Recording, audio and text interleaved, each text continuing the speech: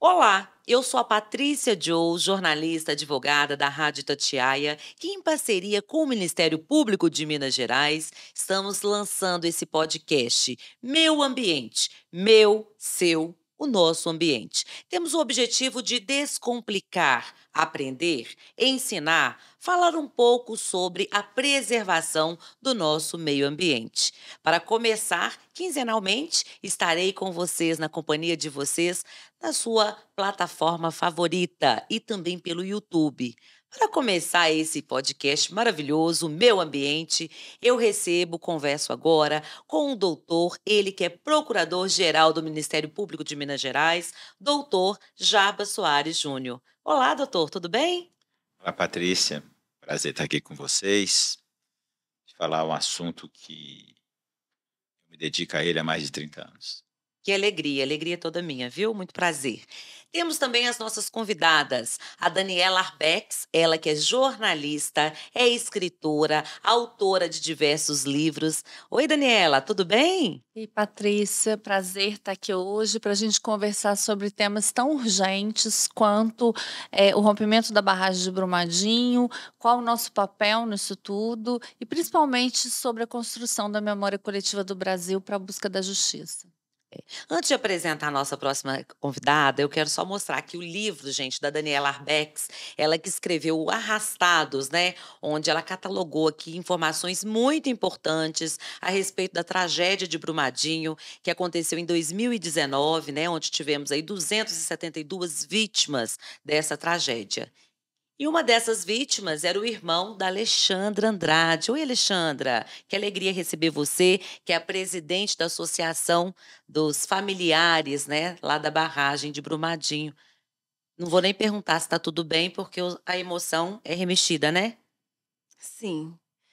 Oi, Seja bem-vinda. obrigada. É uma satisfação estar aqui hoje e ter a oportunidade de contar um pouquinho de tudo que nós vivemos desde o dia 25 de janeiro de 2019, com o rompimento da barragem em Brumadinho.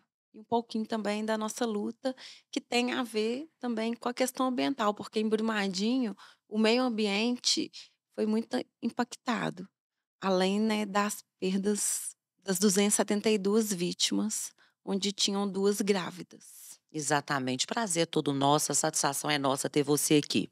Doutor Jarbas Soares Júnior, eu quero começar com o senhor. O senhor que é tão atuante em nosso estado, desenvolve um trabalho brilhante frente ao Ministério Público, o senhor que é o primeiro coordenador do CAOMA, né? E aí tem toda a experiência em meio ambiente. Tivemos 2 tragédias anunciadas. Quero saber do senhor. 2015, Mariana, 2019, Brumadinho. Como foi para o senhor atuar frente a essa tragédia, a maior tragédia humanitária?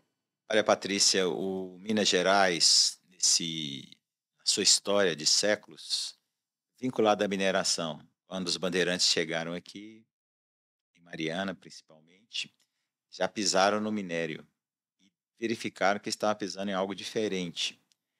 Chegaram ao Ouro Preto, em Mariana, e daí foram desenvolvendo para o Vale do Rio Doce. Só que, nesse período todo, essa vinculação da mineração, nós chegamos aos grandes empreendimentos minerários. Nas décadas mais recentes, a mineração foi feita de forma bastante irresponsável. As empresas e empreendedores, eles utilizavam do minério para sua atividade econômica, mas depois de concluída as suas ações empresariais, abandonavam a mineração. Isso aí deve estar muito bem contado aí no livro da Daniela Arbex. Esse passivo ficou. Da minha época que eu comecei a atuar no meio ambiente, final dos anos 80, começo de 90, para cá, houve uma evolução enorme. Nós estamos convivendo com esse passivo e buscando fazer o que devia ter sido feito lá atrás. Porque o empreendedor, ele explorava e o ônus ficava para a sociedade. E isso se converteu, em maioria dos casos, em barragens de minério, de rejeitos de minério, e a mineração era exercida com utilização de água. E criamos verdadeiros pântanos em cima dessas barragens que estavam, na maioria dos casos, a montante. Uma bomba relógio, né? Bomba relógio que ainda existe, mas agora já no outro patamar. E chegar a um absurdo de um empreendimento já de uma nova etapa, de que a barragem estivesse a jusante de a montante de um restaurante, foi o caso de Mariana, de Brumadinho. Então, o estado de Minas Gerais convive hoje com esse estado de coisas.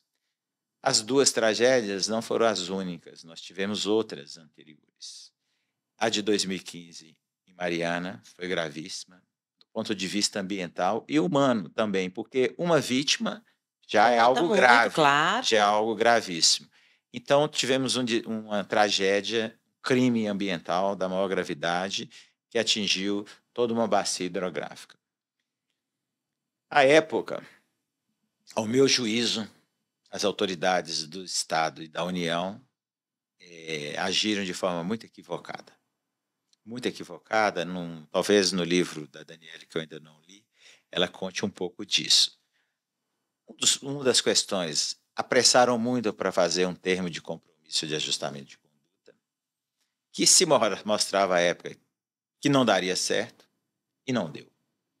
Nós estamos há 7 anos, mais de 7 anos, da tragédia, e hoje ninguém está satisfeito, nem o governo federal, nem os governos do Estado de Minas e do Espírito Santo, nem os 2 ministérios públicos dos estados e o federal, nem os moradores, nem as defensorias públicas, nem os cidadãos, nem os prefeitos e nem as empresas, por incrível que pareça, em tese foram beneficiadas.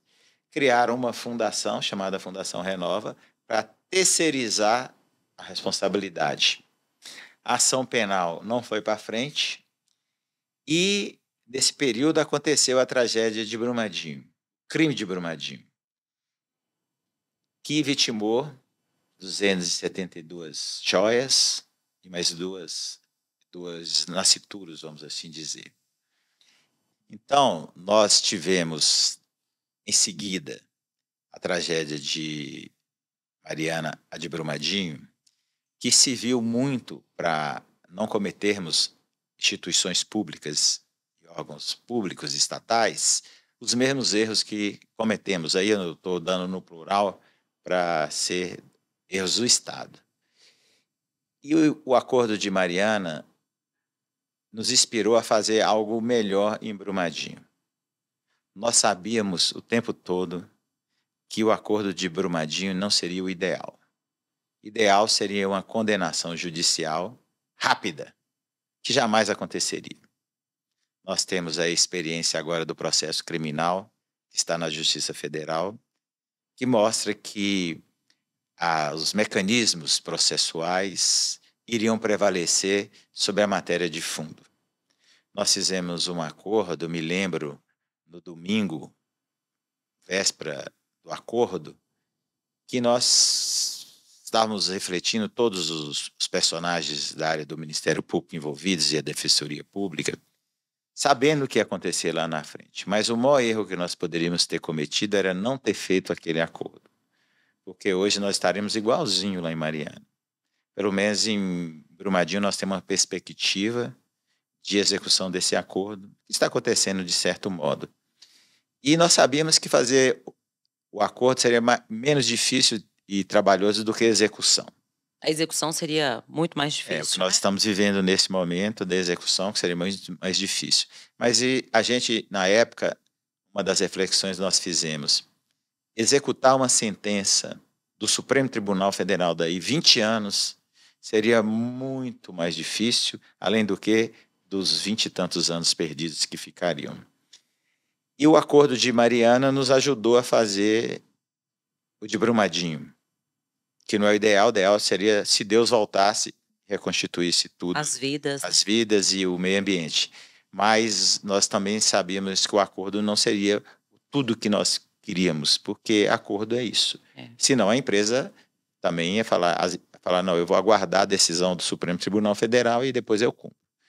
Então chegamos àquela conclusão. Agora o acordo de Brumadinho está devolvendo para Mariana um novo acordo que estava bem adiantado no final do ano passado e com a mudança de governo federal, esse acordo está, de certo modo, emperrado. Depois podemos falar com mais detalhes sobre isso, sobre o acordo, porque precisamos ouvi-las também. O acordo está emperrado. O que acontece? A União, especialmente, com a mudança de governo, não chegou ainda a uma conclusão e, ao meu ver, não entendeu o que é o acordo. Porque o acordo é diferente de uma sentença. Bem diferente. A gente costuma falar, né, no popular, que o acordo, mesmo o acordo mal feito, é melhor do que uma demanda judicial por conta do tempo. Mas nesse caso, pelo visto, o acordo não foi bem feito, né, doutor? O acordo de Mariana não foi bem feito. O de Brumadinho, ele é muito, muito, muito melhor. Ele está inspirando, fazemos um acordo novo lá de Mariana, com a Samar, com a Vale e a BHP Billiton. No final do ano passado, ainda no governo do presidente Jair Bolsonaro, nós chegamos próximos a fazer o acordo. Lembrando que o governador de Minas já era o mesmo governador de hoje, o governador Romeu Zema, e do Espírito Santo, o governador Casagrande, que também foi reeleito. Nós chegamos ali em setembro, próximo ao acordo, mas as empresas jogaram as obrigações deles para muito lá na frente. As principais, os que despendiam de recursos, jogaram para 10, 15 anos, os maiores valores, 18 anos. Isso nós não poderíamos aceitar. Eles perderam a grande oportunidade de fazer o acordo. Então, com a mudança de governo, nós aguardamos até o Carnaval para que o governo federal tivesse uma posição mais clara, mas aí houve o 8 de janeiro, que atrapalhou muito o governo atual. Aí falamos, bom, Semana Santa, né? Aí o governo também não se conseguiu ainda chegar a uma conclusão. Nós estamos em agosto e o governo federal ainda não chegou a uma conclusão do que vai dispor.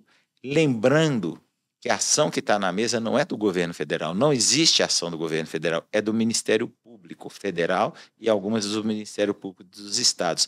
Nós precisamos resolver isso rápido, porque já tem 7 anos e meio que as pessoas estão passando as maiores caristias que pode se imaginar. Né? Caristia, sem ter habitat, sem ter os seus modos de produção, sem ter vida, vivendo de transferência de recursos. Chegar ao ponto de nós fazermos um acordo que estaria no acordo principal para a comunidade de Gesteira em Mariana, fora do acordo principal. Por quê? Porque o governo federal ainda não chegou a uma definição pela sua forma de governar. E acho, sinceramente, que o presidente Lula deve tomar frente disso, porque se não pensarmos nas vítimas, se não pensarmos no meio ambiente, não pensarmos tudo que os estados passaram, é o valor econômico maior que existe hoje no Brasil, seria esse acordo. Essa demora, doutor Jarbas, gera uma impunidade. E essa impunidade que a Daniela Arbex, ela tem experiência nos seus livros, nas suas consultas como jornalista, e fala exatamente sobre os arrastados, né? Daniela, você afirma no seu livro, eu tive a oportunidade de ler, que essa é a maior tragédia que nós tivemos humanitária. Aí eu te pergunto, a maior tragédia não foi da Covid, não foi a pandemia? Não, é diferente. A pandemia, a Covid foi a maior tragédia sanitária do Brasil.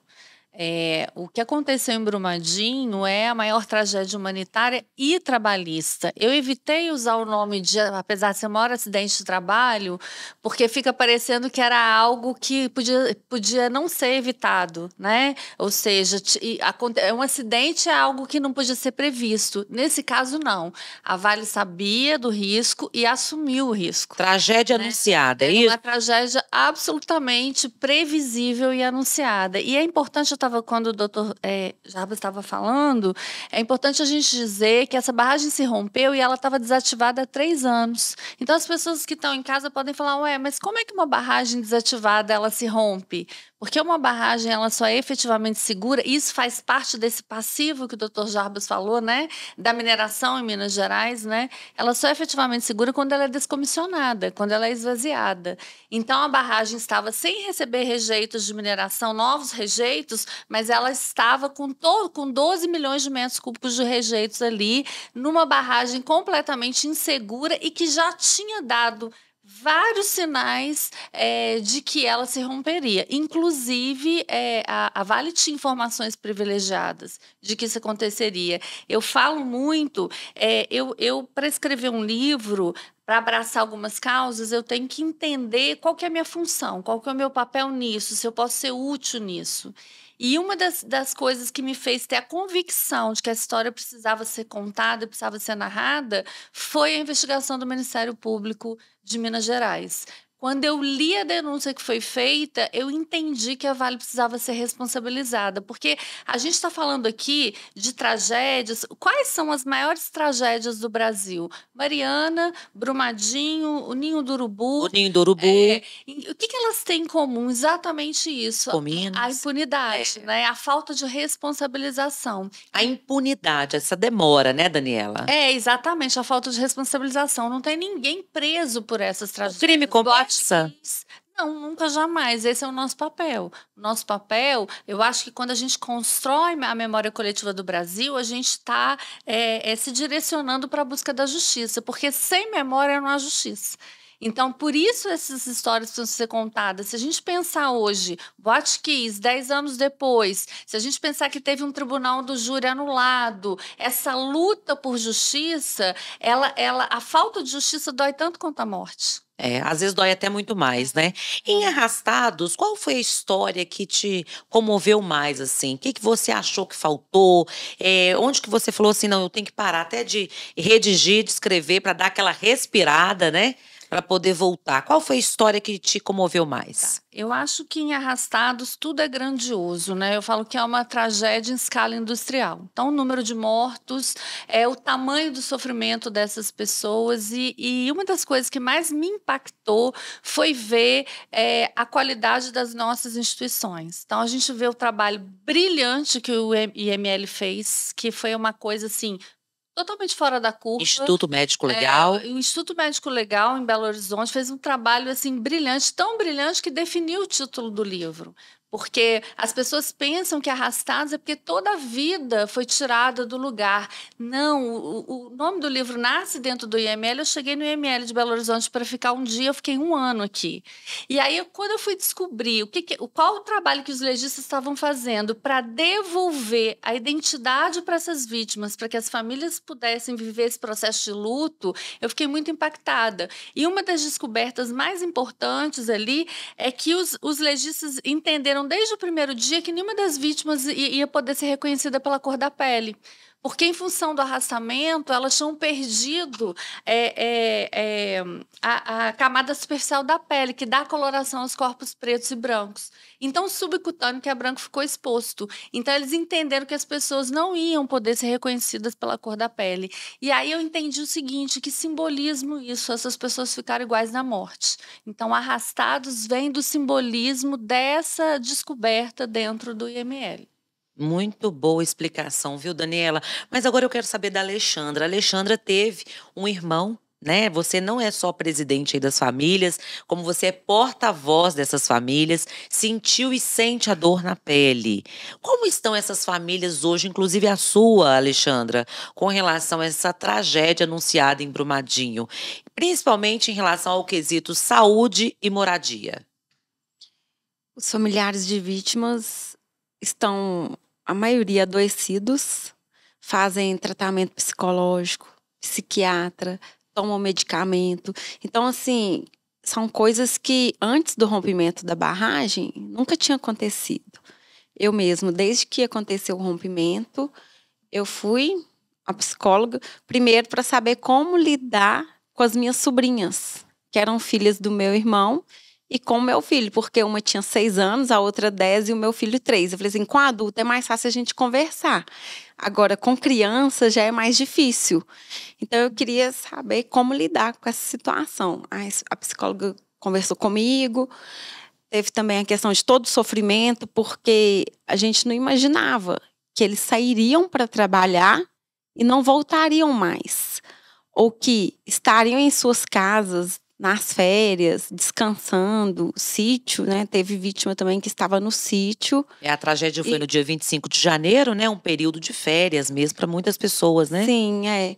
E também foram atingidos, bem como os turistas que estavam em Brumadinho para passear, e juntamente com os trabalhadores da pousada. A pousada foi destruída e toda a família também, né? Restando apenas uma pessoa, né? O filho dos donos da pousada, correto? Sim, correto.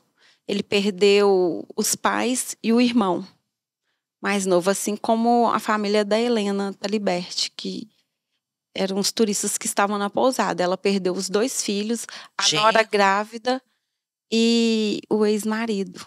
Uma tristeza sem fim, né? Sim. Mas olha só, vocês falaram a respeito das vítimas, 272 vítimas. Doutor Jarbas, essa tragédia é muito maior, o número de vítimas, quando a gente somatiza, né? O número aí, nós temos hoje 100 crianças, aproximadamente, que vivem como órfãos, né? Perderam seus pais nessa tragédia. Qual a consequência disso, ao ver do senhor aí, futuramente, para essas crianças que estão crescendo sem memória afetiva, sem uma memória digna, sem a sua casa? O que o senhor pensa sobre isso? Olha, pessoalmente, creio que, como a Alexandra está fazendo com os sobrinhos dela, né? Essa aproximação, esse cuidado pessoal, isso das famílias, de acolhimento, os vizinhos que sobreviveram. Então, isso tudo resgata um pouco essa história e as crianças, sobretudo, elas vão ter que assimilar isso no decorrer das suas vidas. As outras famílias, como que perderam os filhos, pai, mãe, todos inconformados, e nós, como Ministério Público, nós acreditamos que uma decisão judicial venha trazer um certo conforto a essas pessoas, para saberem que o descaso que houve da empresa, dos seus representantes com as vidas, ela teve uma resposta do Estado.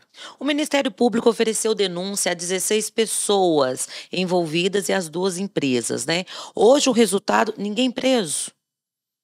Esse é um caso que daria talvez depois para a Daniela Arbex fazer um novo livro sobre esse processo criminal. O processo criminal, ele iniciou com a denúncia do Ministério Público do Estado, que foi referida aqui pela Daniele.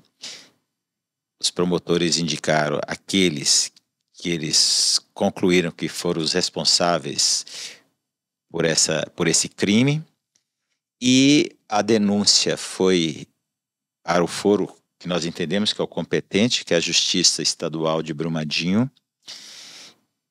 E nesse período, a empresa ou os responsáveis indicados na denúncia foram buscando medidas judiciais para tirar o processo do julgamento da Justiça Estadual, porque o competente constitucional, ao nosso ver, é o júri de Brumadinho.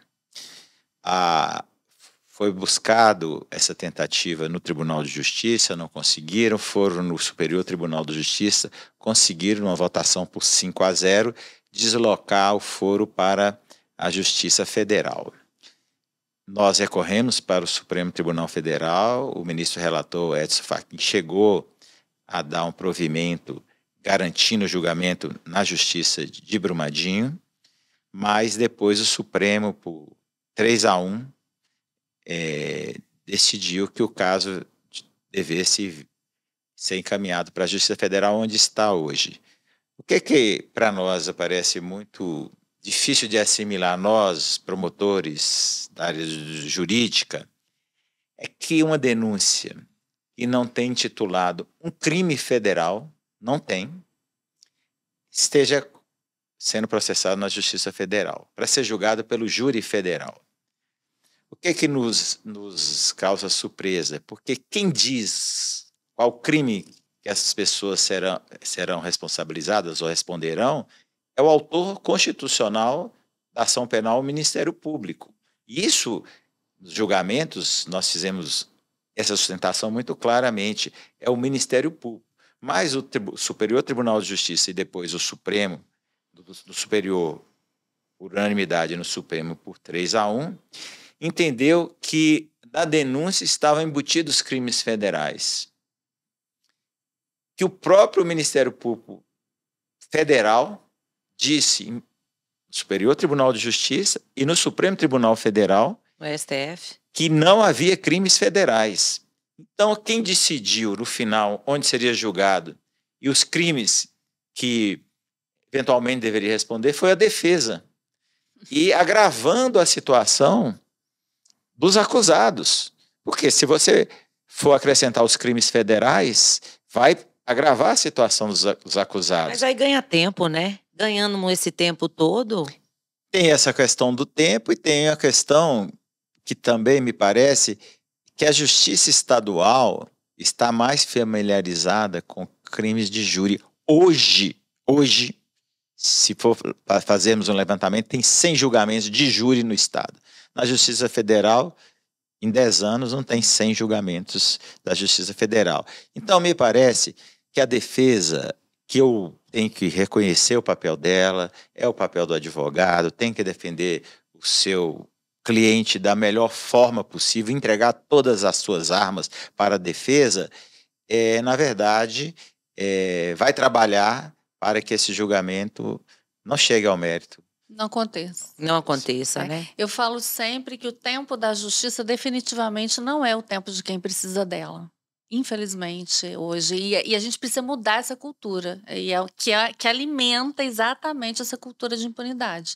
Né? Então, a gente precisa discutir essas questões, contar essas histórias, porque eu acho que quando a gente conta essas histórias, já há um julgamento moral também. Essas pessoas começam a ser responsabilizadas a partir dessas narrativas. Porque quando você deixa de contar uma história, você esquece essa história. E quando uma história é esquecida, você nega a história. O esquecimento é relegar. Você não valoriza, né? Não, você a dor nega do como outro. se essa história não existisse. Se você não conta uma história, é como se ela não tivesse acontecido. O jornalista Pedro Bial fez o seu prefácio do seu livro. Ele fala que o seu livro é um memorial narrativo. Então fica o livro da Daniela Arbex para poder nos lembrar, né, sobre essa triste dor. Mas eu quero saber da Alexandra, como que as famílias vivenciam essa dor no dia a dia, sabendo desse empurra jurídico. Um advogado, uma empresa que tem um corpo técnico jurídico muito bom, vai ganhando tempo e ganhando tempo e ganhando tempo. Essa demora, como as famílias enxergam isso? As famílias ficam revoltadas. Revoltadas? Com essa demora, porque a impunidade, ela não pode ser precedente para o crime tornar recorrente. Infelizmente, se Brumadinho não houver punição das pessoas responsáveis e das empresas, vai acontecer de novo. Porque Mariana aconteceu 3 anos antes. Como o doutor Jarbas bem lembrou, né? Foi um processo não tão bom conduzido nas punições e aconteceu em Brumadinho. E a gente acredita que as empresas, elas contam com isso mesmo, é com a impunidade. Porque a partir do momento que começar a prender os executivos, os gerentes... Os gestores, né? Gestores, de uma forma geral. Sim, aí a gente acredita que mudará. Alexandra, agora eu vou te fazer uma pergunta aqui para você emendar aí na sua resposta a respeito das famílias, porque nós tivemos muitos casos, o doutor Jarbas sabe bem disso, de famílias que, aproveitando a dor das famílias das vítimas se mudaram para Brumadinho, fizeram alguns golpes, quiseram fazer aí como se fossem vítimas, passar por vítimas para serem indenizadas. Além de conviver com a dor da perda do seu irmão, vocês ainda tiveram que conviver com esse tipo de situação e juízo de valor, onde as pessoas falam assim, morreu o irmão, mas está ganhando dinheiro. Como é que no dia a dia você lida com isso? A gente fica muito triste, porque as pessoas acham que porque teve a indenização, o sofrimento acabou, a dor acabou, a saudade acabou, e não é isso. Existe muito impacto, e nós temos familiares que estão morrendo, que as famílias contam que é de tristeza, já morreram pais, mães, irmãos, filhos. E essa questão das pessoas se aproveitarem nos entristece ainda mais, porque diante de um crime brutal, cruel, onde 3 vítimas ainda não foram encontradas, 3 famílias ainda aguardam por notícias do seu ente querido, não tiveram a oportunidade de fazer o sepultamento, juntamente, com 269 que já conseguiram fazer, as pessoas ainda tentarem enganar a justiça, enganar a empresa para receber indenizações. E nós, familiares, a gente, assim, direto, nós somos procurados para ceder certidão de óbito da vítima, porque o advogado pediu. Outra coisa que acontece... As manobras jurídicas. Pessoas que falam que moram em Brumadinho, estão recebendo o programa Transferência de Renda e não moram. Então, o que a gente sempre pede, quando a gente conversa com o governo, conversa com o pessoal da FGV, é que reforce a fiscalização, que olhem mesmo quem tem direito e quem não tem, porque é um dinheiro muito triste, de sangue, de lama, de uma coisa que poderia ter sido evitada e as pessoas ainda se aproveitam.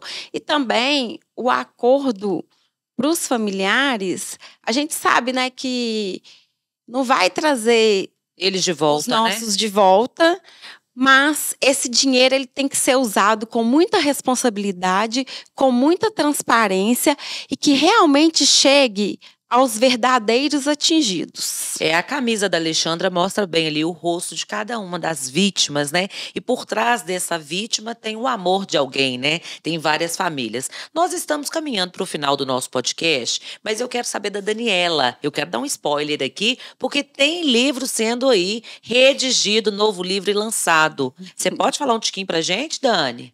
Então, eu posso só dizer que é mais um livro em que a gente vai construir a memória coletiva do Brasil, em que a gente vai fazer uma grande denúncia, em que a gente vai colocar em xeque toda essa omissão que gera essa cultura de impunidade. Eu não posso ainda dizer o nome que do livro? Não posso, mas nem para mim, meu só para você, Patrícia.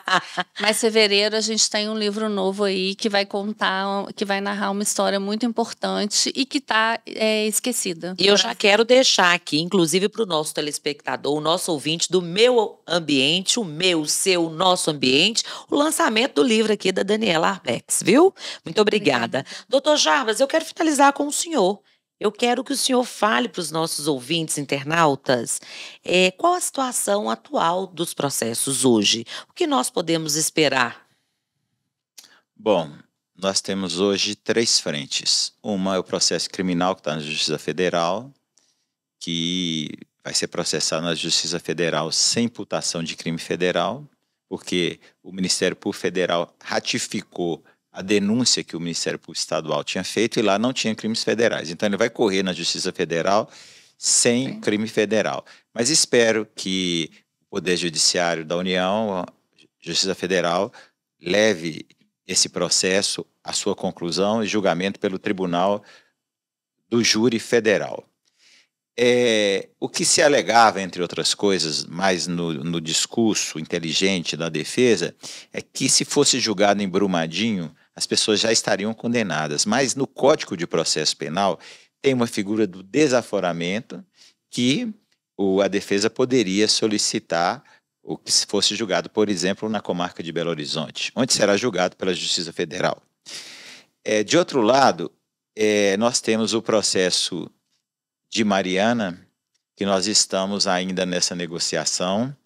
Há um sentimento geral das empresas, que no caso, a Samarco, mas as duas controladoras, a BHP Billiton, que é australiana, e a Companhia Vale, que é internacional, mas brasileira genuinamente, de chegarmos a uma conclusão nesses processos que são valores muito, muito superiores ao acordo de Brumadinho, tendo em vista que o dano ambiental ele é quase continental, ele chega no mar territorial e atinge 2 estados. A negociação está emperrada por conta que o governo federal precisa definir claramente o que quer na mesa para nós chegarmos a uma conclusão. Disse isso a vários interlocutores do governo federal. O pior é deixar a situação como está. Se nós não fizermos esse acordo, a conta para as instituições de Estado será muito maior. Serão maiores, né? A conta será muito maior. Então, nós temos a expectativa que o governo federal se ajuste, que entenda que uma negociação não é uma decisão judicial favorável, que nós vamos ter que acertar com as empresas e que precisamos que esses recursos voltem para o meio ambiente, volte para todos os atingidos até no final a chegada no oceano do Rio Doce, e que os estados e a União, a própria União, sejam ressarcidos das perdas econômicas que tiveram, como foi o caso de Brumadinho, que o estado recebeu um recurso por conta das perdas econômicas da tragédia trouxe. E do acordo de Brumadinho, nós, naquele momento do acordo, nós tínhamos algo de uma convicção muito certa. Nós íamos assinar o acordo com toda a responsabilidade e ali se encerrava essa paz. Tanto é que não se discute mais as obrigações da empresa. Por quê? Se fizer um acordo para depois ficar discutindo os termos do acordo é muito ruim.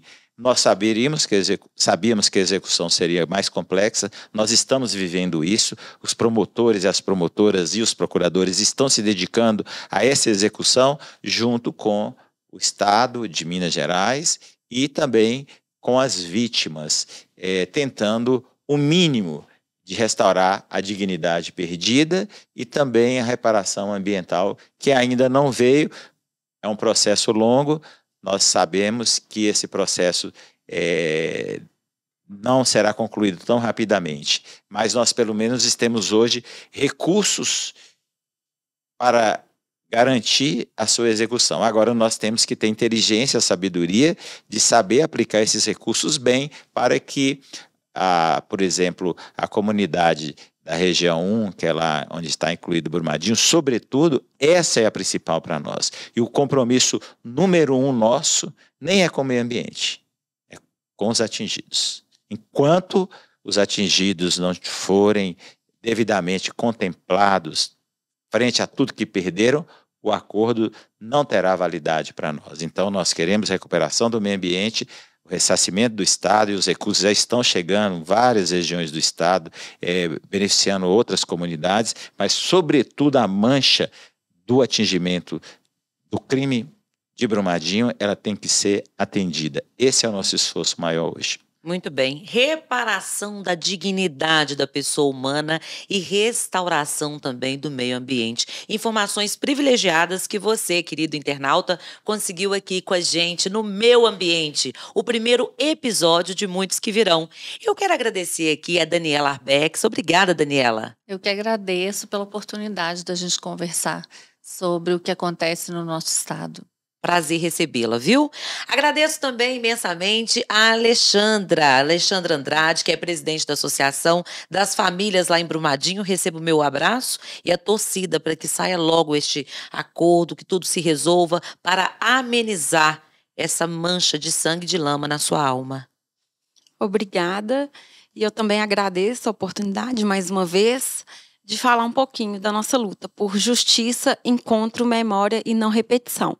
Porque a gente também não quer que mais famílias passem pelo que nós estamos passando e que nem mais pessoas percam suas vidas por rompimentos de barragens que tem como ser evitado.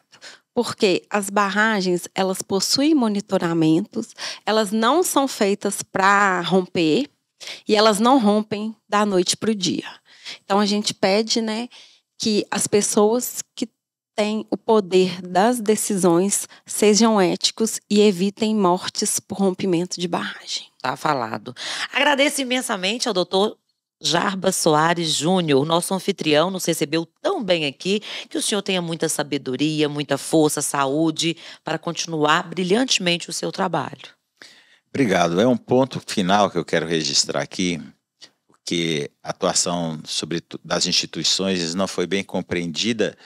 Eu acredito que nós não soubemos transmitir o que aconteceu para a sociedade, porque eu vejo críticas aqui e ali, sobre o prazo fatal de descomissionamento das barragens, que foi no dia 25 de fevereiro do ano passado.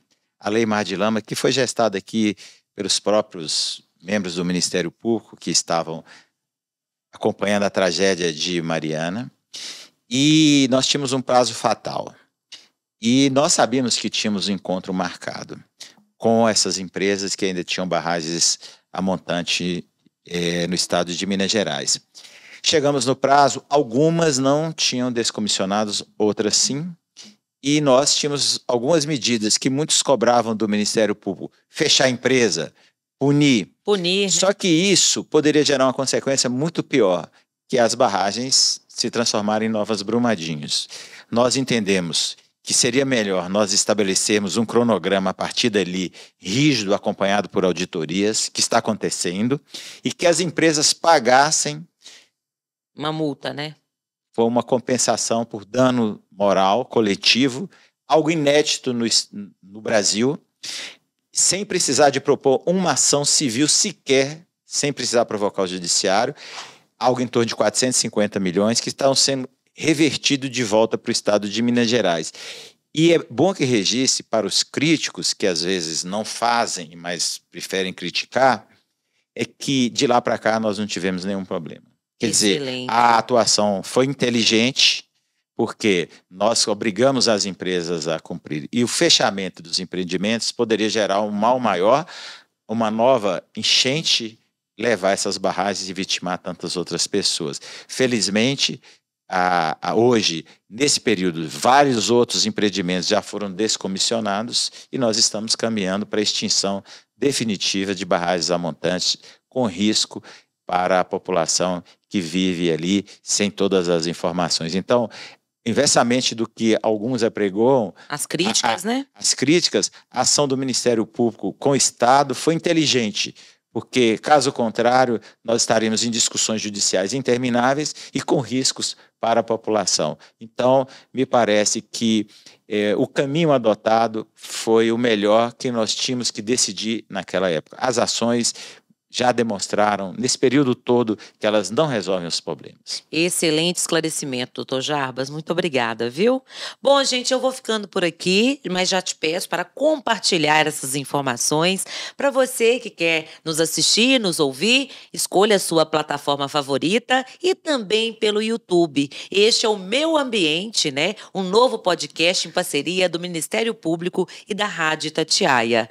Gratidão e alegria, até o próximo.